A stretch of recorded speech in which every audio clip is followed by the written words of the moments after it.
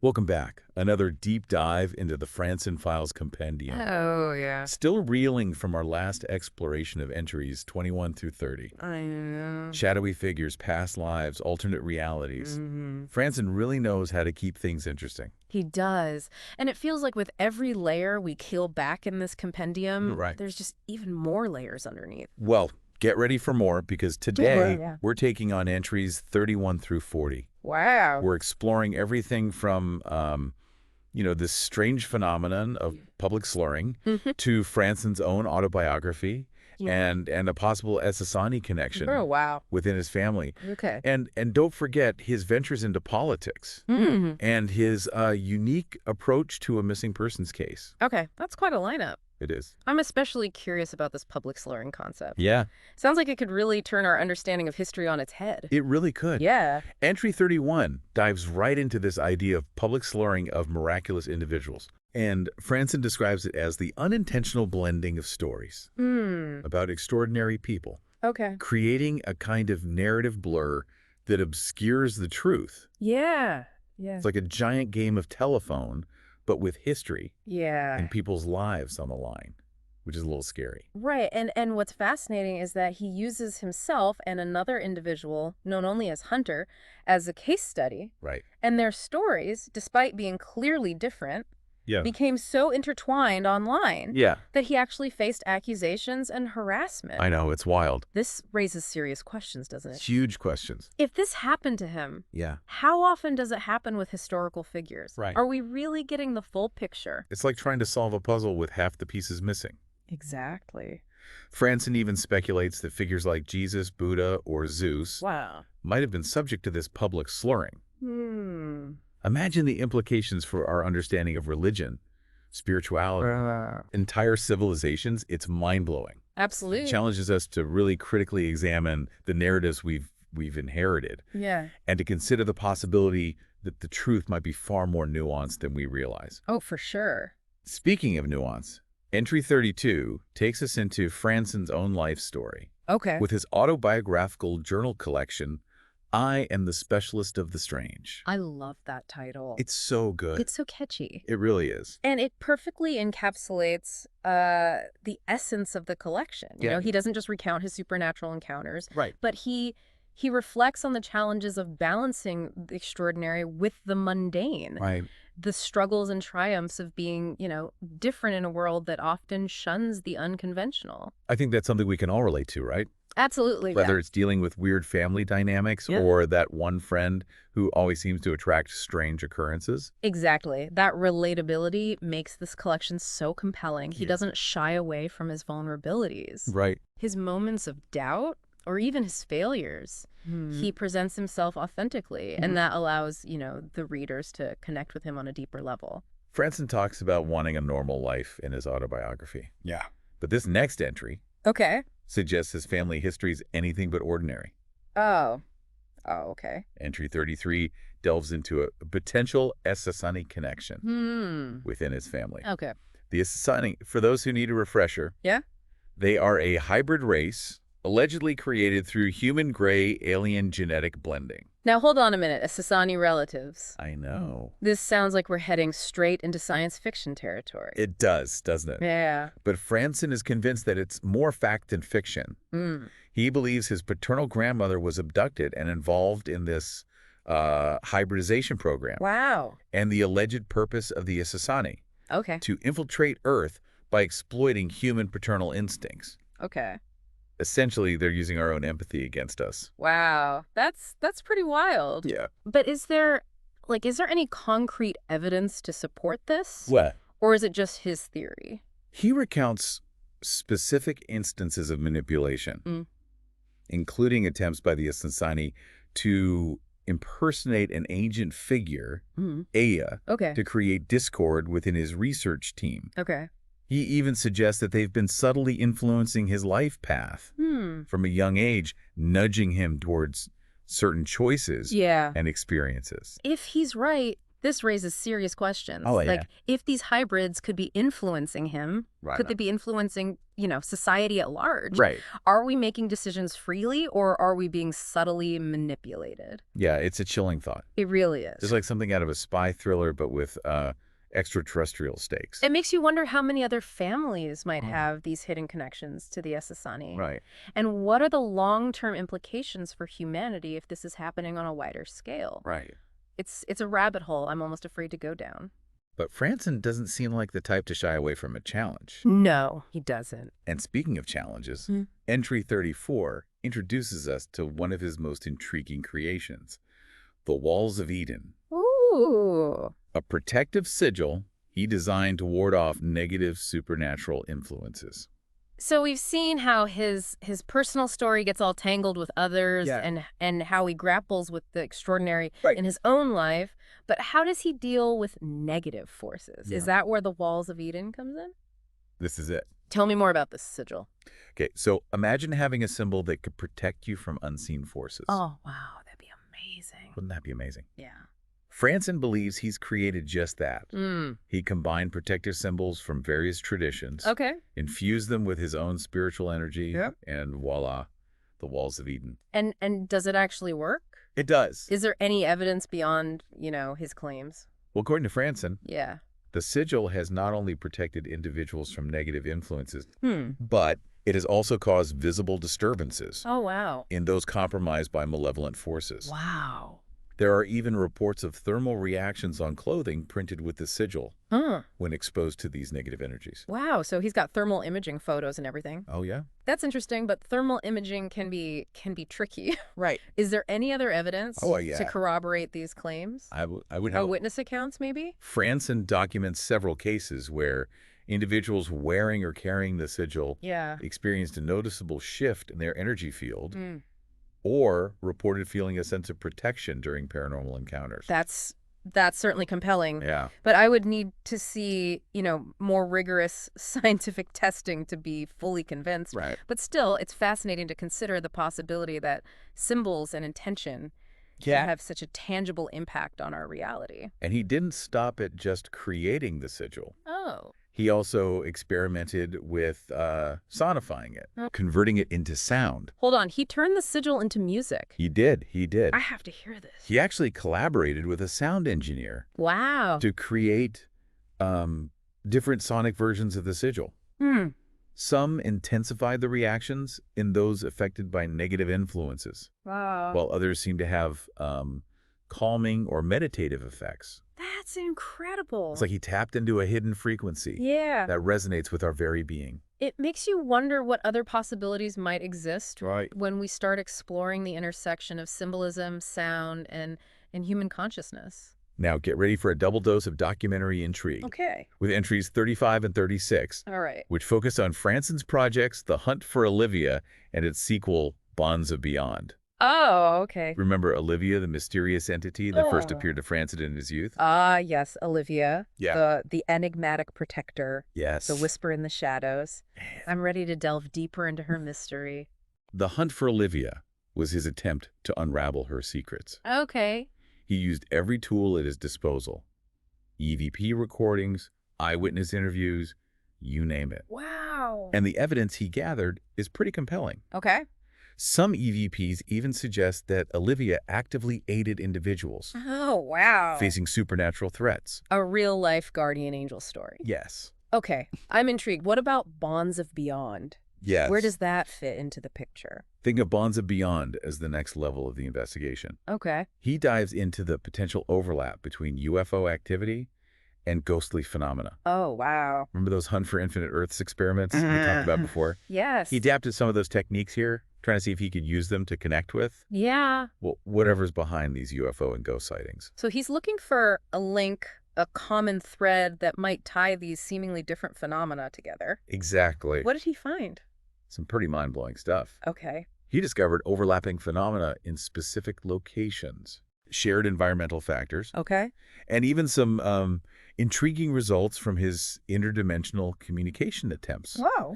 It suggests a level of interconnectedness that we're only beginning to grasp. So instead of separate boxes for UFOs, ghosts, and other paranormal events, we're looking at a more fluid, multidimensional reality. Exactly. Where these things might be intertwined in ways we never imagined. Right. That's a game changer. It is. Wow. And in entry 37, we get a glimpse of Frandsen applying his unique skill set to a very real-world situation. The disappearance of his high school sweetheart, Chandra. Oh, this sounds interesting. It's a missing person case with a paranormal twist. Did he use his psychic abilities to help find her? He did. He did. Wow. He combined traditional investigative techniques with dowsing, astral projection, and even a bit of clairvoyance. Huh. He even pulled a psychic detective move. Do you think he watched too much Columbo? Maybe. Or was this the real deal, intuition? It could have been both. Yeah. But what's fascinating is that he was successful. He located Chandra and ensured her safe return. That's pretty amazing. It is. It raises questions about the potential for unconventional methods to complement or even surpass, traditional approaches in certain situations. And then we come to entry 38, which might be the most mind-boggling one yet. Oh, okay. Picture this. Frandsen's investigating a dark entity, and suddenly Eve pops up. Wow. Hold on. It's like a biblical story come to life. Eve, as in the biblical Eve. Yes. The first mother. Yes, the one and only. This I have to hear. She appeared to Frandsen through a portal. Wow. In his home, claiming to be Eve. Okay. And offering insights into Cain, whom Frandsen believes to be the Lord of Shadows. Okay, my mind is officially blown. I know, right? Right? This raises so many questions. So many. Did she explain why she appeared to him? Well, she said she was there to help Frandsen understand the true nature of the threat he was facing. She revealed that Adam harbored deep resentment towards Cain.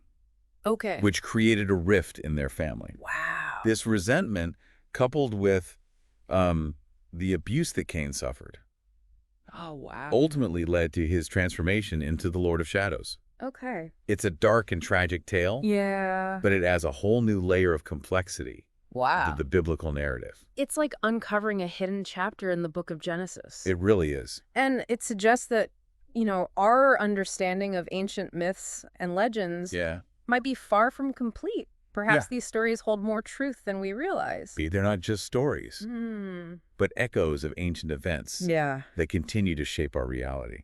It's definitely something to ponder. It is. This encounter with Eve opens up a whole new world of possibilities. Yes. It blurs the lines between history, mythology, and the supernatural in a way that's both fascinating and unsettling. It seems like his life is just a never-ending roller coaster of the extraordinary, from, facing down interdimensional entities to potentially having Assassani relatives. Makes you wonder what could possibly come next. You're telling me. And just when you think things can't get any weirder, we get to entry 39, which explores Frandsen's connection with Demetria, a woman he refers to as the one who got away. Ah, the complexities of love and relationships, even in the world of the paranormal. Right, exactly. What's the story with Demetria? Well, it's a long and winding tale that spans decades. They were childhood friends, and Frandsen had a major crush on Demetria. But she was always just out of reach, teasing him mercilessly. Sounds like a classic case of unrequited love. It does. Did they ever reconnect? Years later, they did. After Frandsen went through a really dark period, Demetria reached out to apologize for her past behavior. Oh, wow. It was a turning point for both of them. A chance to heal old wounds and maybe even explore something more. So is this a love story? A tale of second chances?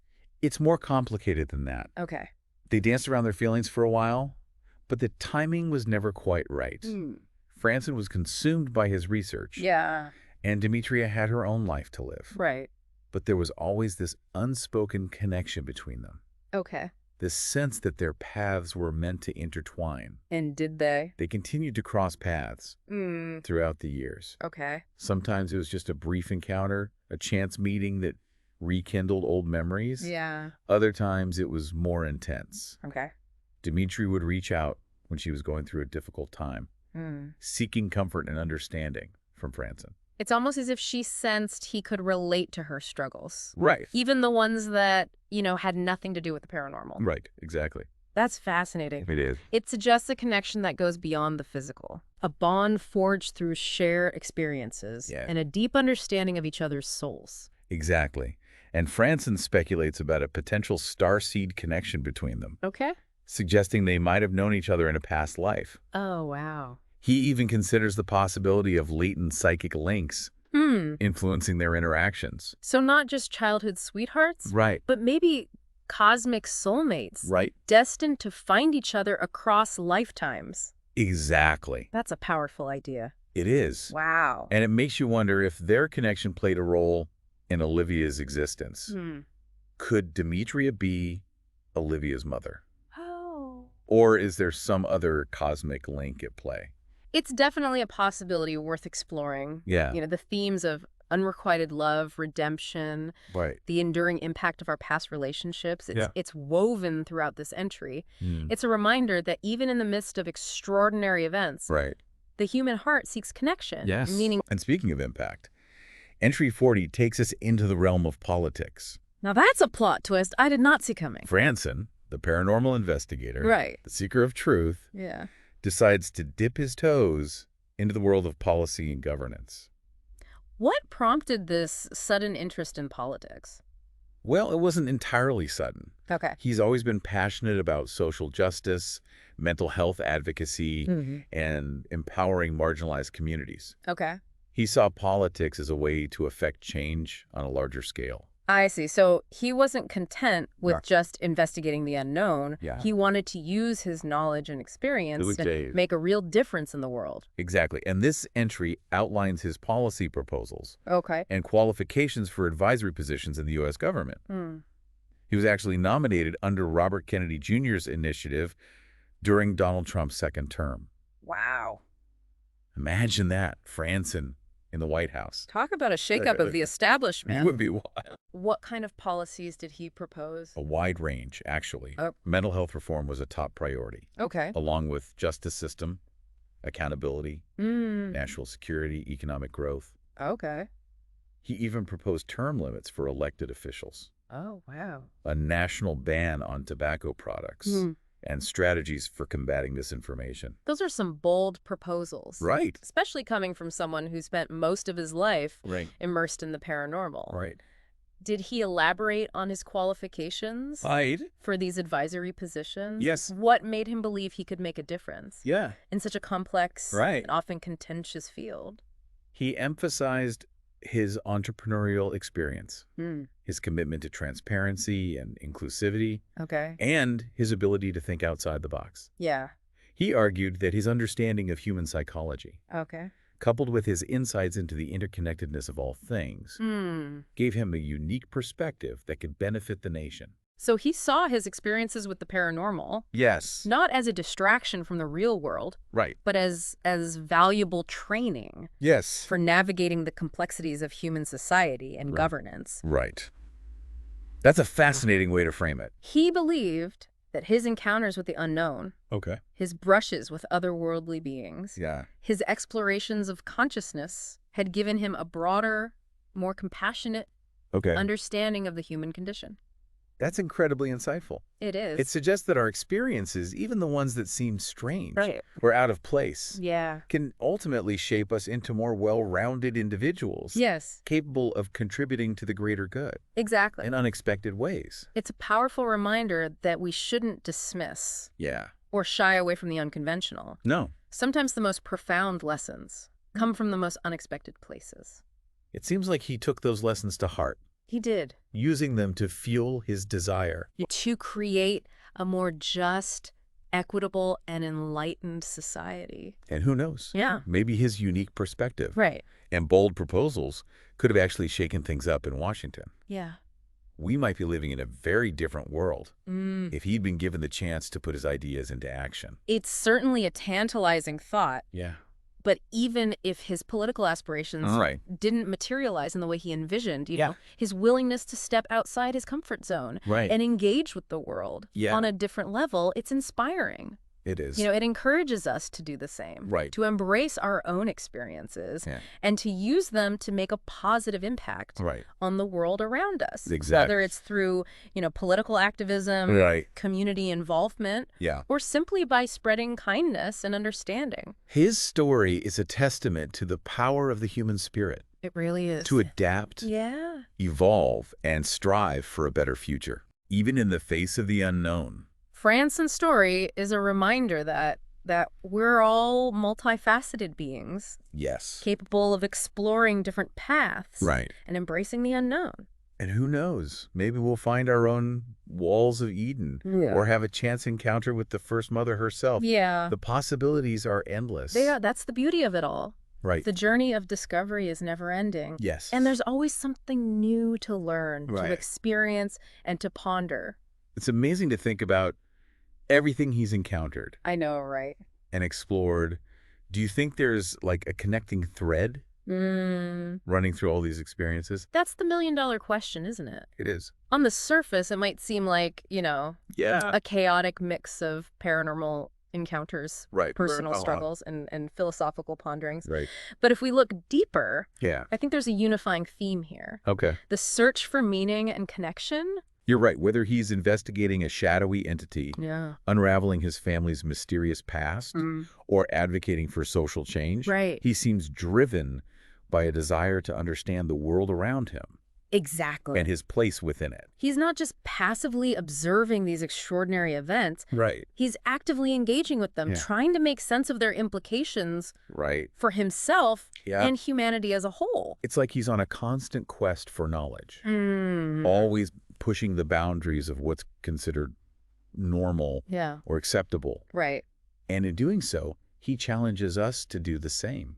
He encourages us to question our assumptions. Yes. To embrace the unknown and to recognize that interconnectedness of all things. It's a powerful message. It is. And one that resonates deeply with me. Yeah. In a world that often feels divided and uncertain. His story offers a glimmer of hope. Yeah, it does. A reminder that there's still so much to discover. Yeah. And explore. Right. Both within ourselves and in the vast universe around us. He reminds us that the journey itself is just as important as the destination. Right. And that even the most unexpected detours can lead to profound insights and transformative experiences. So as we wrap up this deep dive into the FrandsenFiles Compendium, entries 31 through 40, what's the one takeaway you want our listeners to ponder? I'd say this. Don't be afraid to question, to explore, and to embrace the mysteries that life throws your way. It's good advice. You never know what incredible discoveries might be waiting just around the corner. And who knows, maybe you'll even uncover your own walls of Eden. Yeah. Or have a chance encounter with the First Mother herself. That would be something. The possibilities are endless. Until next time, keep those minds open. Yes. Those hearts curious. And those spirits adventurous. Happy exploring.